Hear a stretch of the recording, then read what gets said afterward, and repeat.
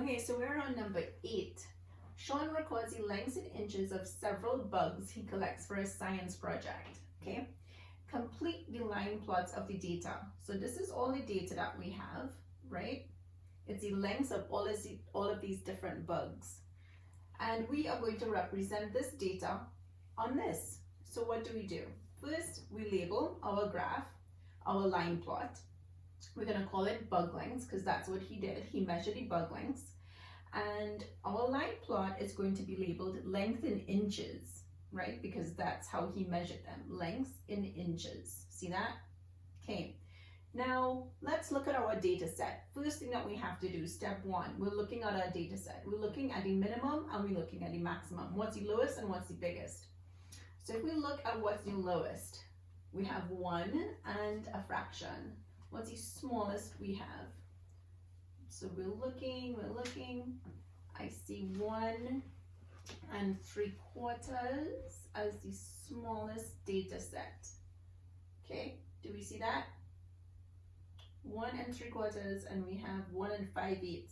So 1 5/8 might be the smallest guy. So I'm going to start from 1 and then this goes all the way up to 3 1/4. So I'm going to go to 4, right? So from 1 to 4. And because a common fraction among all of these is 8s, right? I can create the same data set by using 8s. And so I'm going to divide from 1 to 2 into 8 sections, 2 to 3 into 8 sections, 3 to 4 into 8 sections. So each one of my tick marks represent 1/8. So this is 1 1/8, right? 1 2/8 or 1/4 because 2/8 is equivalent to 1/4, etc. So let's plot 1 5/8. So this is 1 5/8. Look where he goes. He goes right here. So we did him, so we cross him off. 3 1/4. Let's go 2, 3, 3 1/4. He is right here. We did him. 1 3/4. We go back here 1 3/4, which is right here. Good.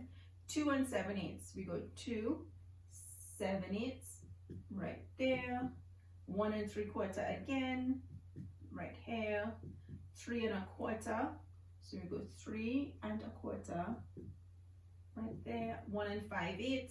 1 5/8 right there. 2 3/8. We go 2 3/8 right here.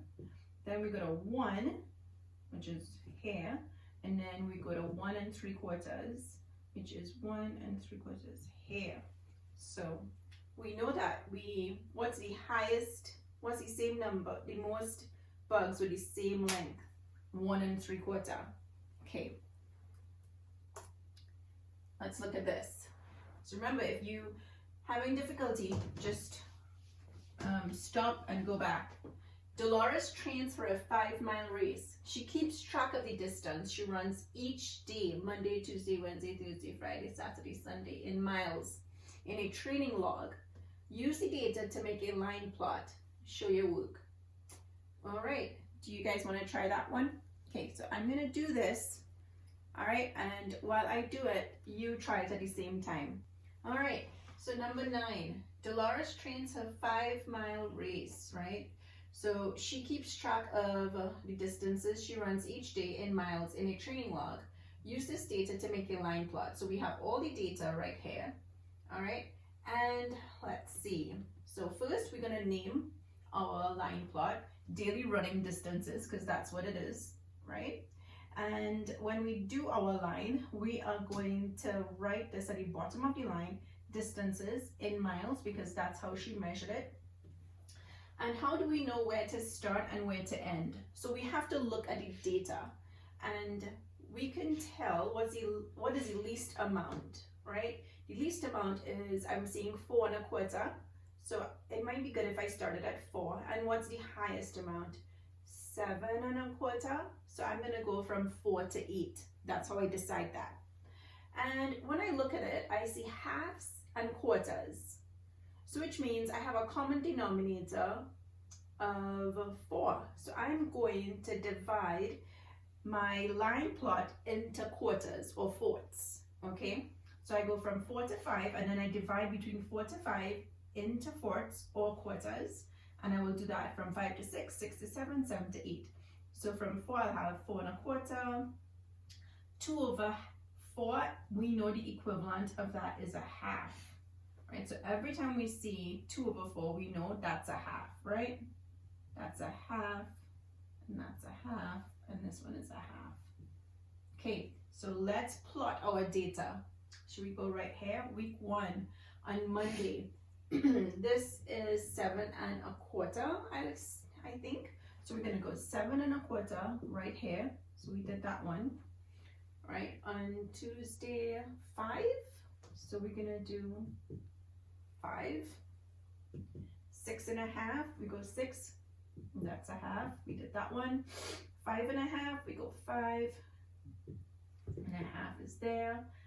Friday 5 2. Okay, 5, and we did that one. On Saturday 7, so 7's right here, and Sunday is 6 right here. So that is week 1. So let's do week 2 now, and I could just get a different color for week 2. 4 1/4, right? So 4 1/4 is here. We did that one, and then 6 1/2. 6 1/2 is here. We did that one. 5 1/2 is here. We did that one, and then 5, and then 7 1/4. 7 1/4 right there. 6 1/4. 6 1/4 is right here. And then we did 4 3/4. 4 3/4 is right here. So we did that one. Oh, and I know that I did this one already. I just didn't mark him off. All right. So see, that's how we plot that data. Do we have any questions? All right. And that is our end of our lesson 27, session 2. Remember, some things to take away, all right? What we're doing, we're looking at the data set. We're looking at what's least and what's most. And then we can plot our data. We're looking for equivalent numbers. That's how we know how to scale the data. If we're doing it in eighths or fourths, right? Label your data plot. So on the bottom, when we scale it, we're also labeling what is it measured in. Miles, kilograms, meters, etc. Got it? Then use an X to plot each data set. So let's look back. I can use line plots to show data. I hope we are making some progress towards achieving that learning target. Thanks guys. See you next